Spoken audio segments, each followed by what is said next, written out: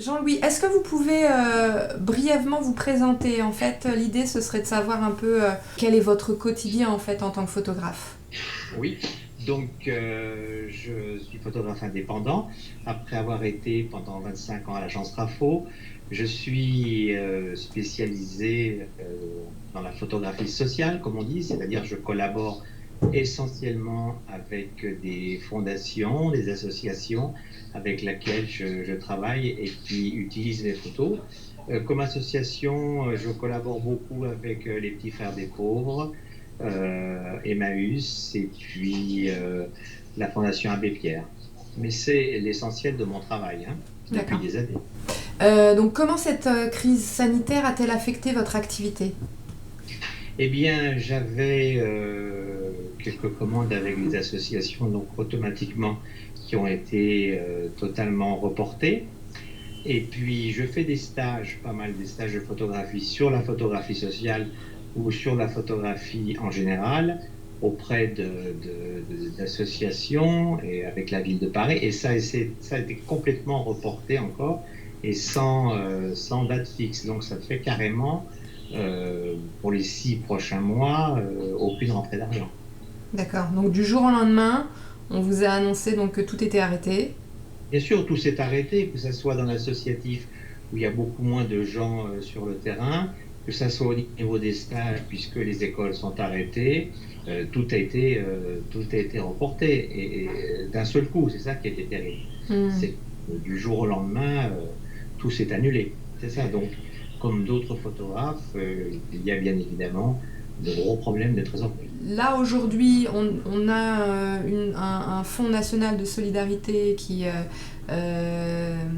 été mis en place donc, par le ministère de l'économie et les différentes organisations et professionnelles et syndicales ont fait en sorte que les photographes auteurs puissent bénéficier de cette aide d'urgence qui avait à la base été pour les petites entreprises et les indépendants.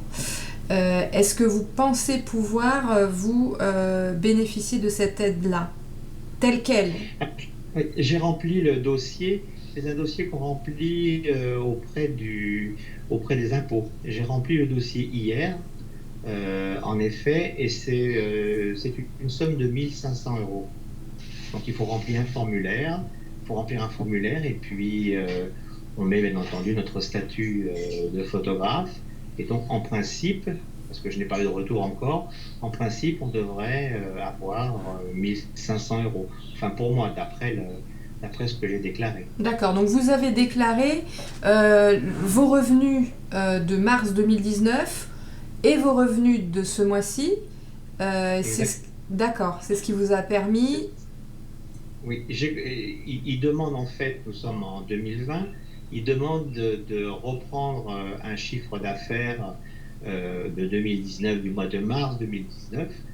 On inscrit ce chiffre d'affaires et puis on évalue la perte. Mars 2020, moi ma perte c'était totale, donc j'ai mis zéro, et puis ils m'ont dit que je devais bénéficier de la somme de 1500 euros. D'accord, ok. Voilà, c'est tout, je n'ai pas vu d'autres aides.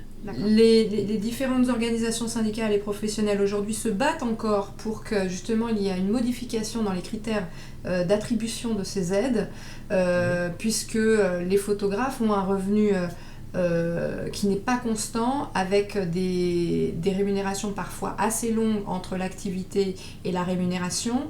Est-ce qu'effectivement vous pensez que c'est une bonne chose pour les photographes de repenser ces critères de sélection? C'est une bonne chose. Si vous parlez de cette petite aide, c'est un moindre mal.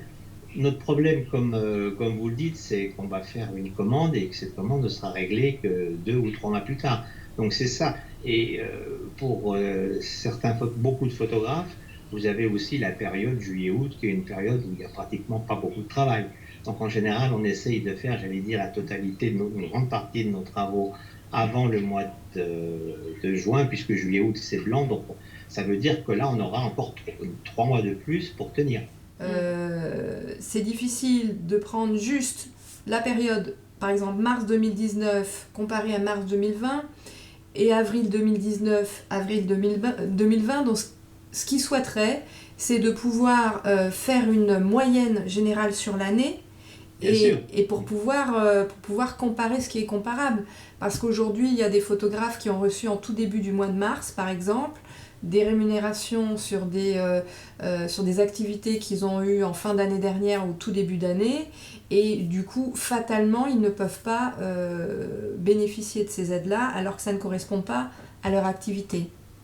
Voilà, alors ça m'a beaucoup étonné qu'ils ne prennent pas les revenus sur l'ensemble de l'année, d'autant plus qu'on a eu très récemment le gros problème avec la GESA, donc ça cumule un petit peu tout ça, mais c'est vrai que ça serait logique de prendre, parce que par exemple, il y a un photographe peut très bien avoir eu un mois de mai ou de juin ou même de février qui était bien meilleur que celui de mars, et malheureusement on lui demande que celui de mars, c'est-à-dire qu'on ne tient pas compte des variations de volume de travail sur l'année.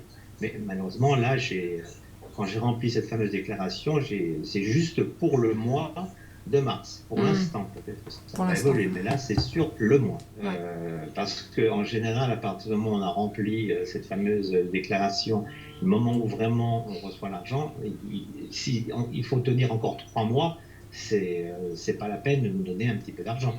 Je pense qu'il faut vraiment que les délais de paiement soit extrêmement rapide.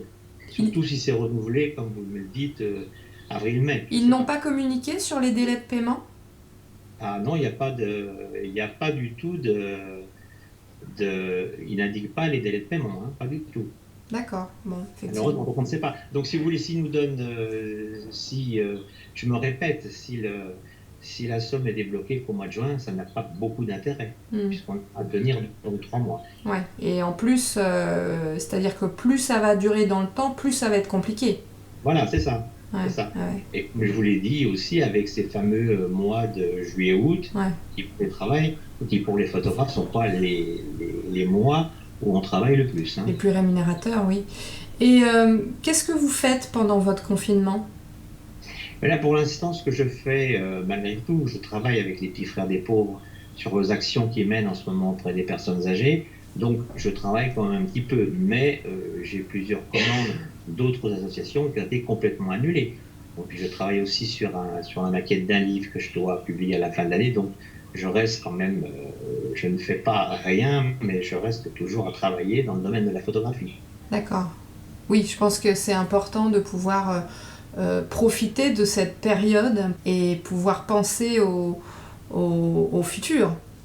Et moi, je pense que c'est aussi, si on regarde l'aspect positif, ce que je fais toujours, c'est que c'est peut-être pour les photographes un bon moyen de revenir un peu sur la totalité de leur production et puis voir un petit peu, peut-être que les choix vont être différents, parce que si vous repartez sur 15-20 ans de photographie, c'est tout intéressant des fois de se reprendre ses contacts, reprendre ses photos, de refaire des choix. Je pense que c'est un moment photographiquement qui peut être intéressant de ce côté-là. Ce que j'espère, c'est que tout ça va s'arranger, mais j'aimerais en effet, mes collègues aussi, qu'on soit malgré tout un peu plus aidés. Parce qu'on a tendance, on est un petit peu toujours la dernière roue du carrosse. Donc ça serait bien peut-être que pour nous, on pense aussi qu'on existe et qu'on nous aide en ce sens. Ouais. En tous les cas, il faut encourager, c'est bien que vous fassiez cette vidéo, parce que je ne suis pas persuadé que tous les photographes savent qu'il y a cette démarche à faire pour obtenir cette fameuse, allez, on va dire une obole de 1 500 €. Maximum en plus. Maximum en plus. Ok, merci beaucoup Jean-Louis. Je vous en prie. Bon confinement. Merci. À bientôt. Bonne journée, au revoir.